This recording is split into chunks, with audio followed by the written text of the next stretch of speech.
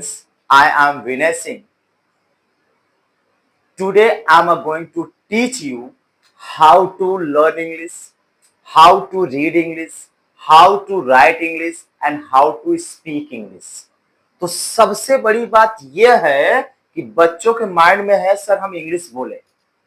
बेटा डायरेक्ट आप इंग्लिश नहीं बोल सकते हो, उसका कुछ प्रोसेस है। अब प्रोसेस जब हम अप्लाई करेंगे, फॉलो करेंगे, तब कुछ ना कुछ सीख सकते हैं। तो इसीलिए मैं आज आपके लिए लेकर आया हूं ग्रामर। अब लोग सोचते हैं क्या सर ग्रामर पढ़ना जरूरी है? क्या बिना ग्रामर के हम इंग्लिश नहीं बोल सकते? तो बेटा ग्रामर जरूरी है कि ग्रामर नहीं जरूरी है, तो एक बात मेरी सुनना, ऑटोमेटिक क्लियर हो जाएगा कि मुझे ग्रामर जरूरत है या ग्रामर की जरूरत नहीं है। अगर बेटा बिना ग्रामर के इंग्लिश सीखना चाहते हो तो I suggest you will go to America. आप चले जाओगे, जाओ 2 साल 3 साल वहां रहो।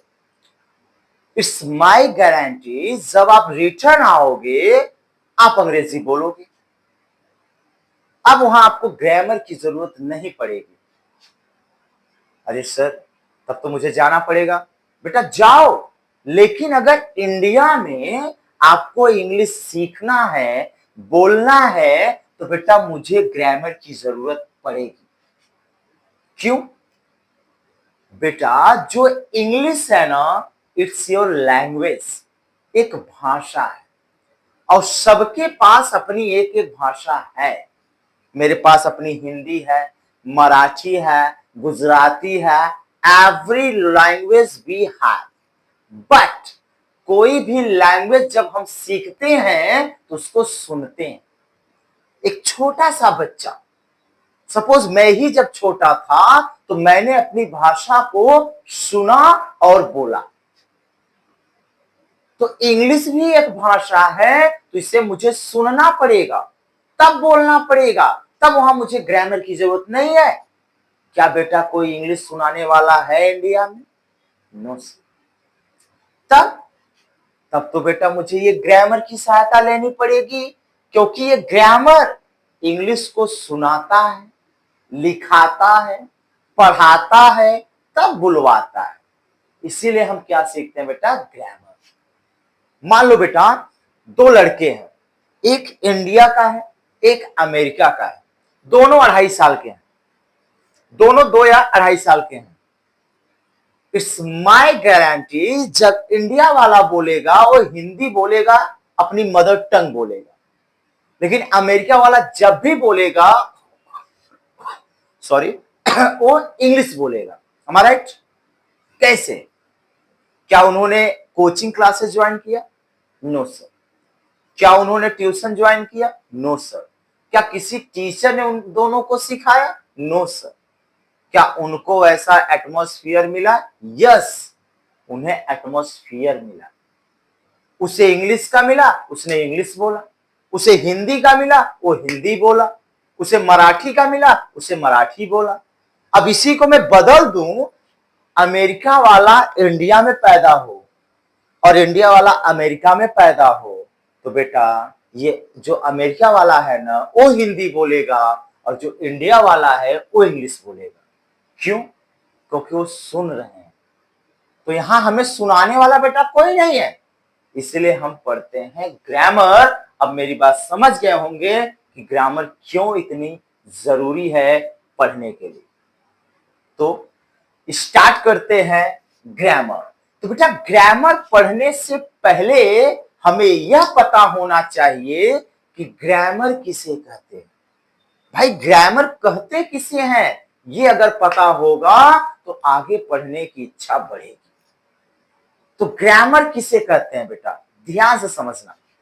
जब हम छोटे थे तो सर ने कहा, ये कहीं लिखा था, तो सर ने मुझे बताया कि बेटा ये ए है। तो जब मैंने इसे पढ़ा तो मैंने ए पढ़ा।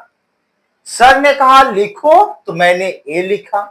सर ने कहा बोलो तो मैंने ए बोला। अब बता बेटा, इसको मैंने ए लिखा, ए पढ़ा, ए बोला, किसके माध्यम से, किसके जरिए, ग्रामर के जरिए। तो ग्रामर क्या होता है बेटा? Grammar is a method by which we can read, write, speak and understand any language. कोई भी भाषा, अगर इंग्लिश आप बोलना चाहते हो तो भाई बोलना उतना जरूरी नहीं है बेटा, लेकिन समझना जरूरी है।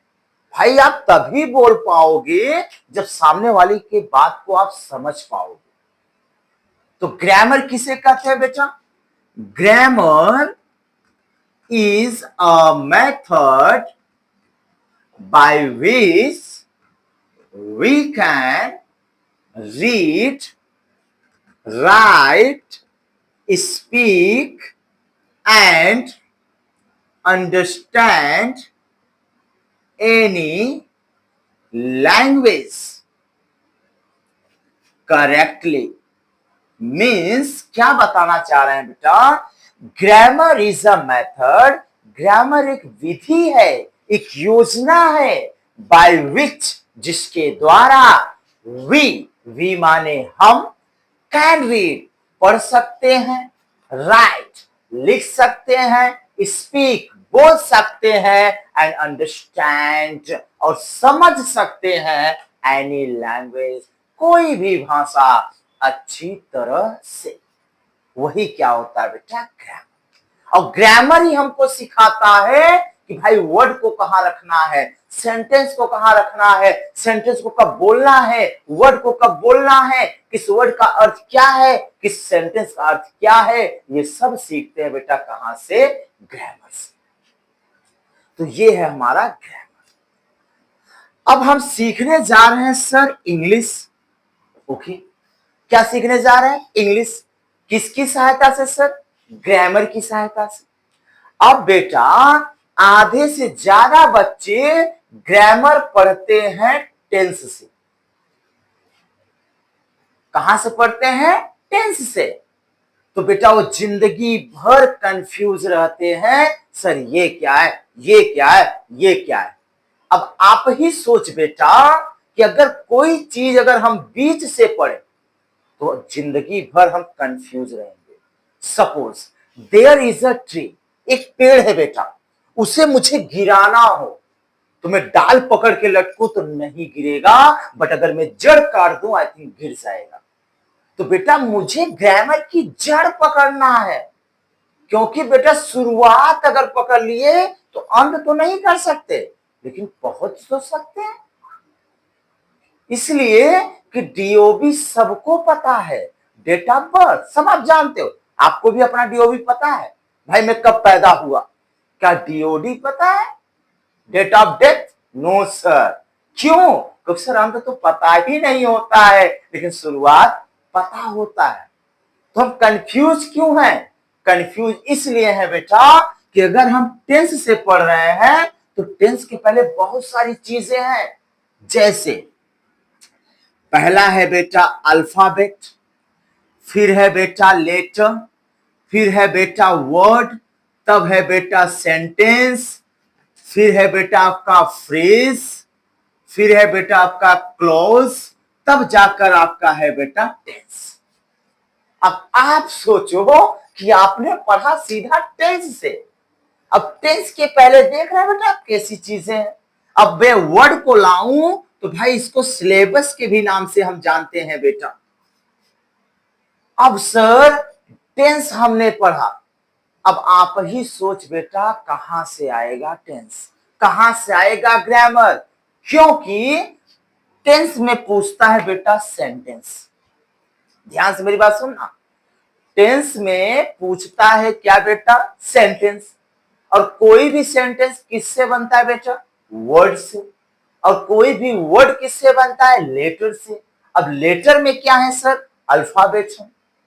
अब तो सर कंफ्यूजन है कि हम क्या पढ़ें क्या ना पढ़ें। तो बेटा कंफ्यूज मत हो, मेरा चैनल ऐसा प्लेटफॉर्म है जो आपको कंफ्यूज नहीं करेगा, बल्कि स्टेप बाय स्टेप लेकर चलेगा। तो बेटा अब अल्फाबेट के पीछे कुछ नहीं है, हमने जड़ पकड़ लिया ग्रामर। तो ग्रामर की जड़ क्या है? अल्फाबेट। इसके पीछे कुछ नहीं है, जो भी है इसके आगे है। तो बेटा one by one we read. First we read alphabet, then we read letter, then word, then sentence, then phrase, everything we read step by step. So, ध्यान से everything you have to care कि क्या